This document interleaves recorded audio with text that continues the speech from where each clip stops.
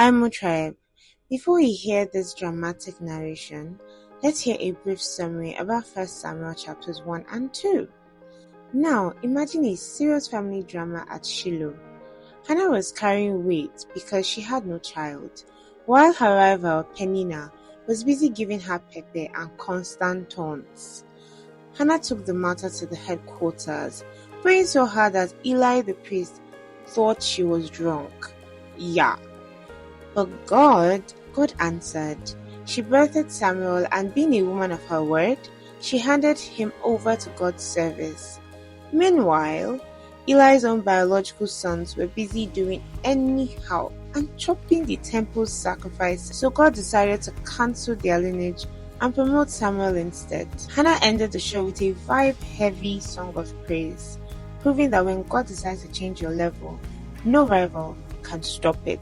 Let us now hear the dramatized narration of these wonderful chapters for the detailed tea.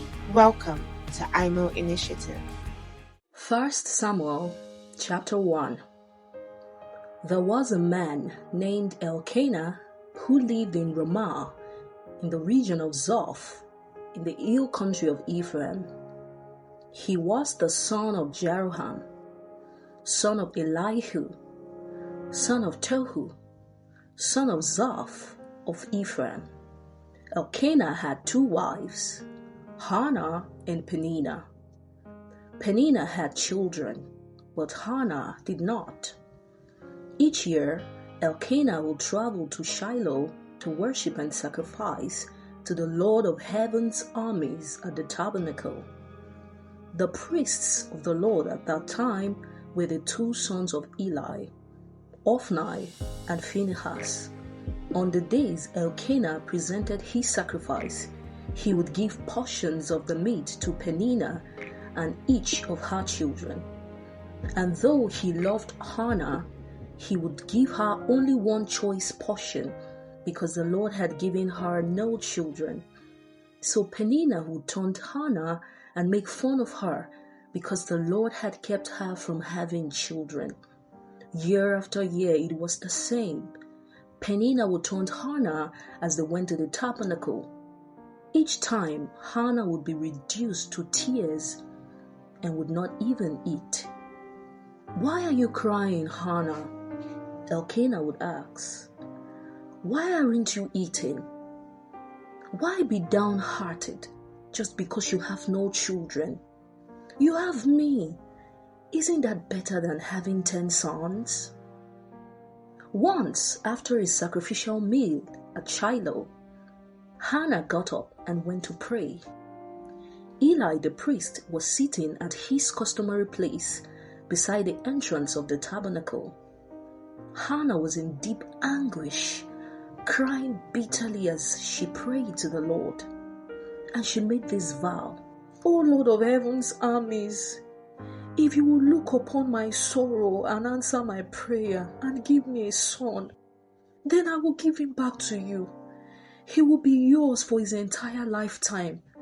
And as a sign that he has been dedicated to the Lord, his hair will never be cut." As she was praying to the Lord, Eli watched her. Seeing her lips moving but hearing no sound, he thought she had been drinking. "Must you come here drunk?" he demanded. "Throw away your wine." "Oh no, sir," she replied.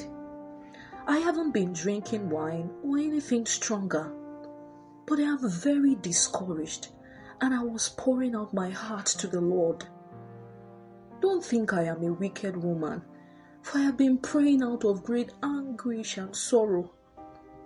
"In that case," Eli said, "go in peace. May the God of Israel grant the request you have asked of him." "Oh, thank you, sir," she exclaimed. Then she went back and began to eat again, and she was no longer sad. The entire family got up early the next morning and went to worship the Lord once more. Then they returned home to Ramah. When Elkanah slept with Hannah, the Lord remembered her plea, and in due time she gave birth to a son. She named him Samuel, for she said, "I asked the Lord for him." The next year, Elkanah and his family went on their annual trip to offer a sacrifice to the Lord and to keep his vow. But Hannah did not go. She told her husband, "Wait until the boy is weaned. Then I will take him to the tabernacle and leave him there with the Lord permanently."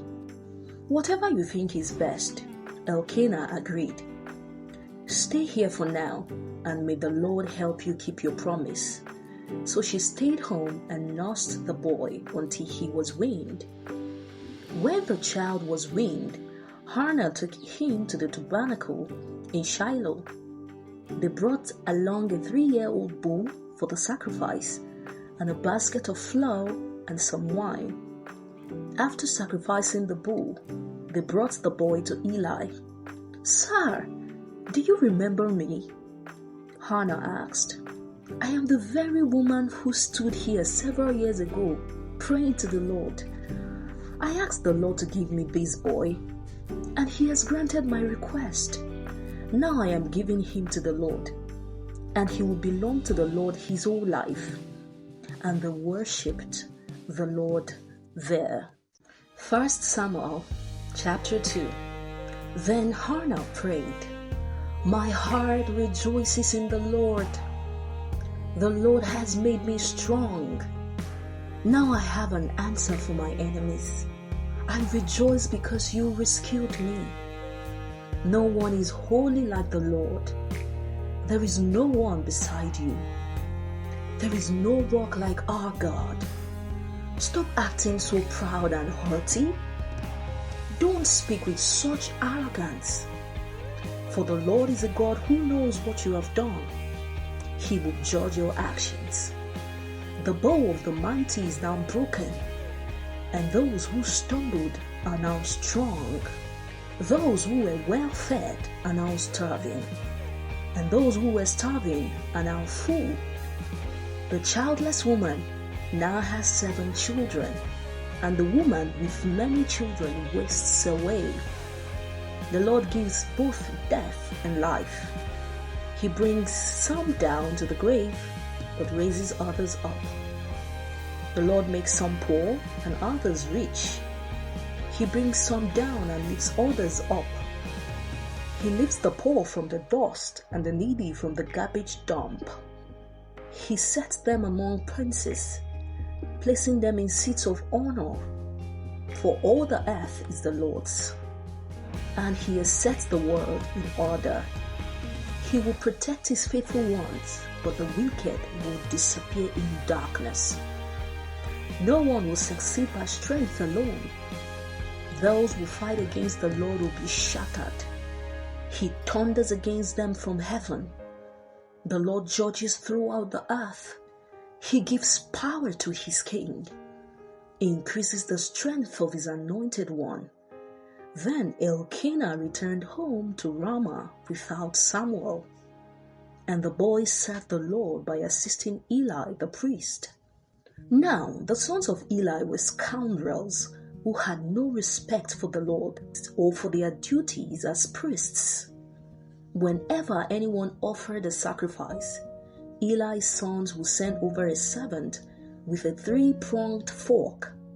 While the meat of the sacrificed animal was still boiling, the servant would stick the fork into the pot and demand that whatever he brought up be given to Eli's sons. All the Israelites who came to worship at Shiloh were treated this way. Sometimes the servant would come even before the animal's fat had been burned on the altar. He would demand raw meat before it had been boiled so that it could be used for roasting.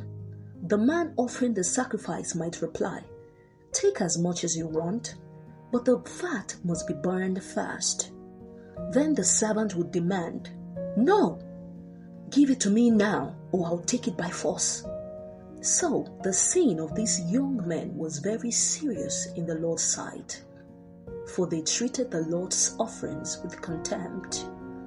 But Samuel, though he was only a boy, served the Lord. He wore a linen garment like that of a priest. Each year his mother made a small coat for him, and brought it to him when she came with her husband for the sacrifice. Before they returned home, Eli would bless Elkanah and his wife and say, "May the Lord give you other children to take the place of this one she gave to the Lord." And the Lord blessed Hannah, and she conceived and gave birth to 3 sons and 2 daughters. Meanwhile, Samuel grew up in the presence of the Lord.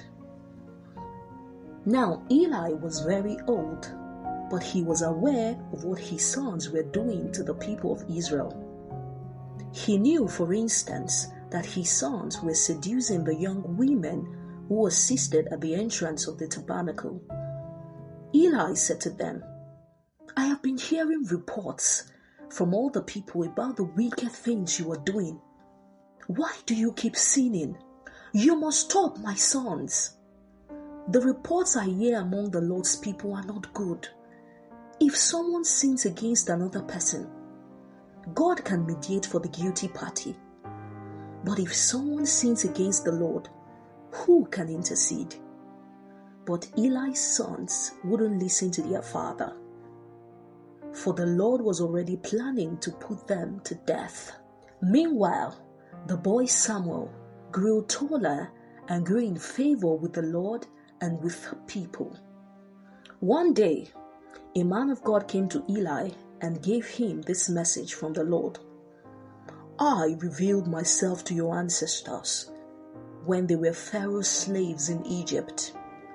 I chose your ancestor Aaron from among all the tribes of Israel to be my priest, to offer sacrifices on my altar, to burn incense, and to wear the priestly vest as he served me. And I assigned the sacrificial offerings to you priests.